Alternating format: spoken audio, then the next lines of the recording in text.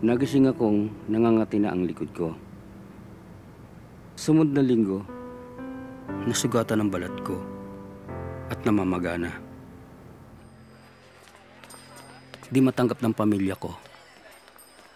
Di ko talaga maisip kung paano nangyari ito.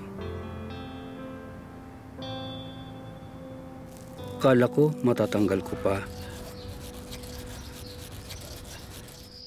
Sa ikatlong linggo, lumabas na sila at di ko na maitago. Pero tuloy pa rin dapat ang buhay. Sabi nila, ang nagdi-define sa tao ay ang pagbangon pagkatapos mabigo.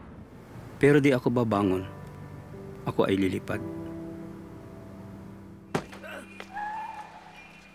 Agila, uwak o kahit paniki na lang sana ang pakpak na ibinigay sa akin.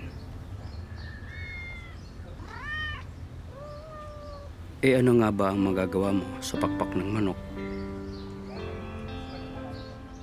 Lahat tayo ay may kanya-kanyang topak, pero nasa atin na ito kung paano natin gagamitin. May trabahong parakit-rakit lang. Meron ding bagay sa iyo, pero hindi mo kaya. Pero siguradong meron talagang swak na swak para sa iyo. Kung may swak na trabaho, siguradong may swak ding tao.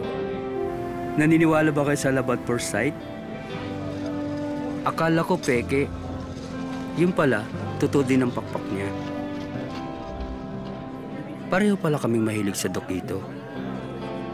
Wings din pala ang paborito niya.